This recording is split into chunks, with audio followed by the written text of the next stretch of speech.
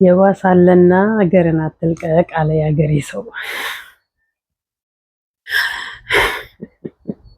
ሁሉም ቤት ጸብ እየተንኳኳ ነው። ሁሉም ቤት የዋው ሄሉ ጋር መጣ። ሰሞኑን ጥርስ በጥርስ ነበሩ። አሁን ደግሞ ለቅሶ ሊጀምሩ ነው። ሄሉና ናቲ ቤት ማለት ነው። አንዷ ፍቅረኛዬ ነው ብላ መታለች። እየተዋደዱ መለየት ይላቸዋል። እንግዲህ እንዲህ ነው።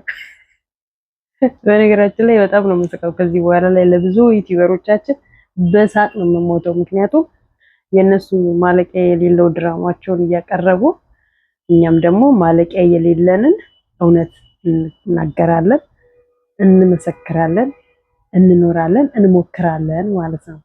ላይክ፣ ሼር፣ ሰብስክራይብ እያደረጋችሁ ጠብቁኝ፣ አዳምጡኝ።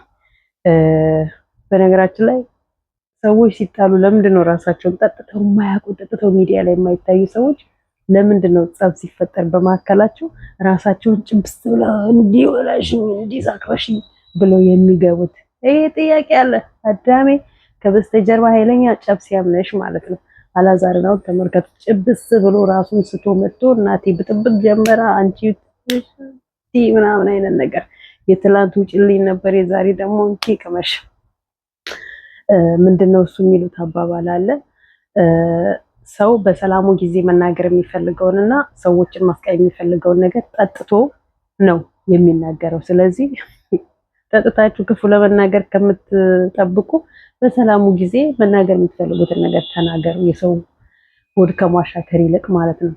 ሀይሚም ዱባይ እንሂድ ተባለች። ዱባይ እንሂድ እና ዘና እንበል እዛ እየወደድሽ እየፈለግሽ አትጪኝ አላት። አልፈልግም አለች ስታስመስል። ነገ ደግሞ መጥቶ እሱ ከቅሊት ጋር ልሄድ ነው ቢላት እንዴት እንዲህ ትላለህ ብላ አንቧ ከረየው ትላለች ማለት ነው። እና ሀይሚ ሁለልባችሁ ትፈልጊዋለሽ፣ ትወጂዋለሽ፣ ታፈቅሪዋለሽ። አለቀ ደምድም ዝጊ። ያው ወጣ በሉ አየር ቀይሩና ሚዲያውንም ቀየር አድርጉልን። አንዳችሁ ቤት ሰላም ይውረድልን።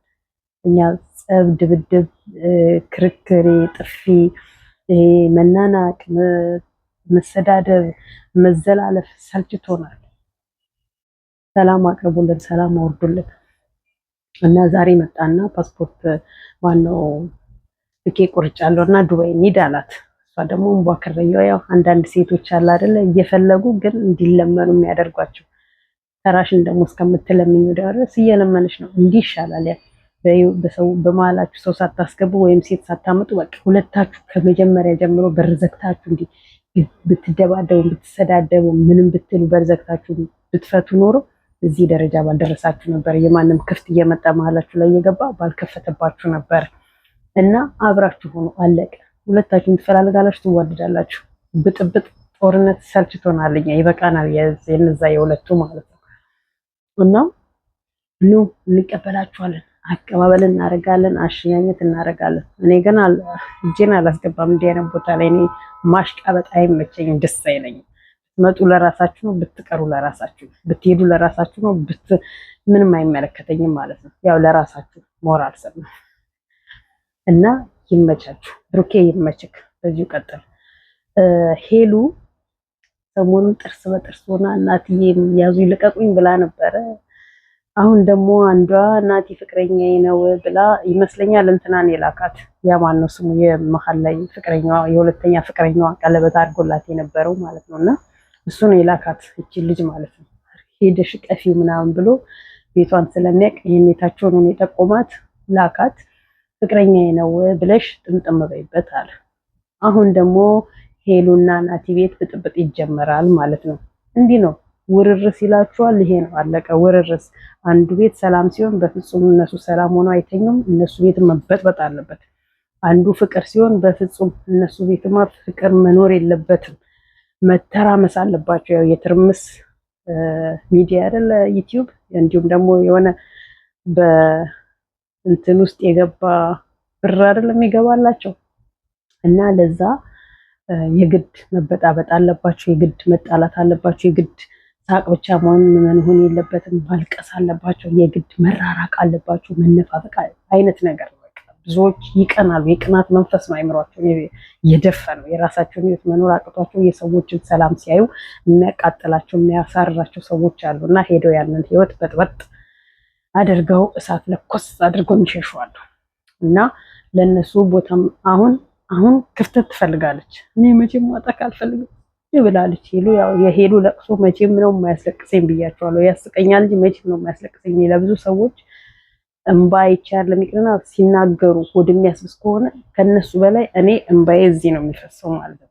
ለሄለን ግን የምር ስታለቅስ እንኳን አንድ ቀን እንባዬ ጠብ ብሎ አያውቅም። እስቃለሁ እንጂ ለምንድን ነው ስታለቅስ ትጨምቋለች አይኗን ማለት ነው። እንዲህ ብላ ነው የምታለቅሰው ማለት ነው።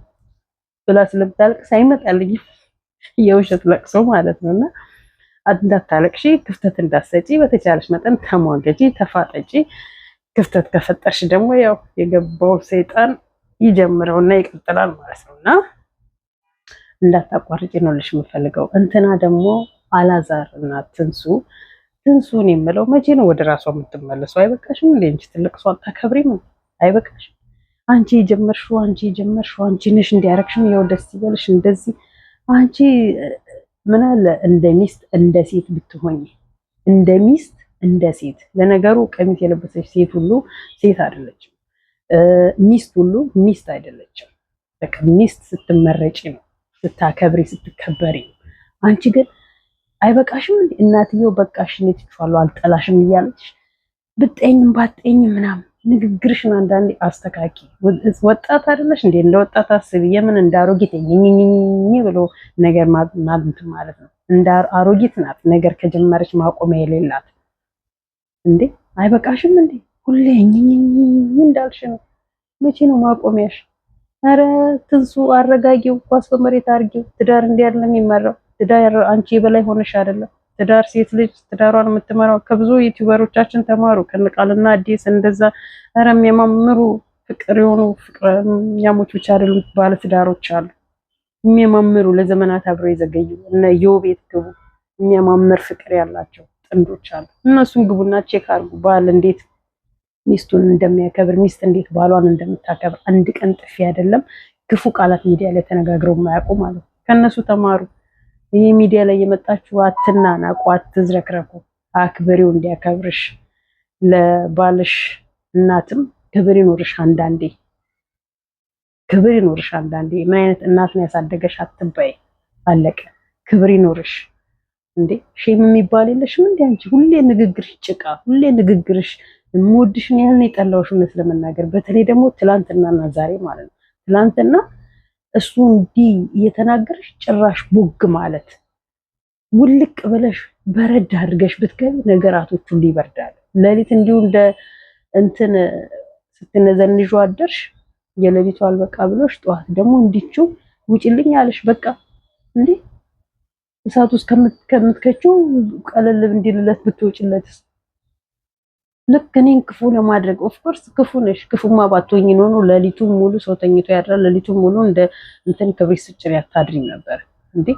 ወይ መሬት ተኝተሽ እኮ ማብረድ አልጋ ላይ ካንትን ካላለሽ፣ ወይ እሱ ደግሞ ወጣ ቢል እሷኝኝ ስትል ጥሏት ውልቅ ቢል ደግሞ ነገር ታመጣለች። ሴት እኮ ሴት የያዘችውና ምን የያዘችው የሚባል ነገር አለ አይደል? ሴት ከጀመረች ማቆሚያ የሌላት አላበረደላትም መሰለኝ። አይዶ ነው አንተ ሴታ ሴት ነህ ብለዋለች አይደል?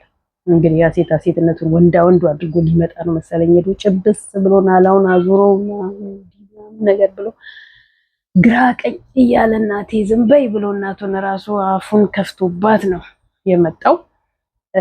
እና አንዳንድ ሴቶቻችን ሼም የሆነባችሁ በቃ በሰው ህይወት የምትገቡ ትዳራችሁን የምታበጣብጡ በገዛ እጃችሁ ትዳራችሁን አጉል፣ ፍቅራችሁን አጉል፣ እኔ ነኝ በላይ፣ እኔ ነኝ ትክክል፣ እኔን ልለመን፣ እኔ አልለምንም አይነት ራሳችሁን ከኔ በላይ ሴት የለም አድርጋችሁ የምታዩ ሴቶች እነዚህ ሰዎች ሲተዋችሁ ወደፊትም የሚያገባችሁ የለም። ምክንያቱም አንድ ሚዲያ ላይ ተዘርታችኋል፣ ታውቃችኋል።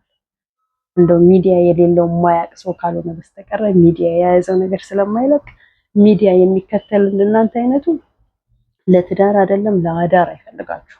ምክንያቱም ራሳችሁን እያዋረዳችሁ ያላችሁት እናንተ ስለሆናችሁ በገዛ እጃችሁ ማለት ነው። እና ተሰብሰቡ። ትዳር እንዲህ ያለ የሚመራው ሃይሜም እየፈለግሽ አልፈልግም አትበይ፣ ሜድ እየፈለግሽ አልሄድም አትበይ። እነ እንትና ቤት ደግሞ ያቺ እዩ የምትባለው ሄዳ እየበጠበጠች ነው የብሩክ ወንድም ጋር ማለት ነው። የብሩክ ወንድም ማን ነበረ ስሙ? ያብ ነው ማንም ይባላል። እሱ ጋር ሄዳ ደግሞ እየበጠበጠች ነው። እናንተ ናችሁ ህይወቴን የበጠበጠች። መጀመሪያ ህይወትሽ መቼ ያማረና ነው እነሱ ህይወትሽን የሚበጠብጡት? እና እባካችሁ ኳስ መሬት በመሬት አድርጉ። ትናንትና ቪዲዮ የሆነ ሰዓት ላይ አልሰራሁኝም። በነገራችን ላይ ሰርቼ ነበረ ግን ኢንተርኔት እምቢ አለኝና አጠፋሁት። ዛሬ በአዲስ ቪዲዮ ነው የመጣሁላችሁ ላይ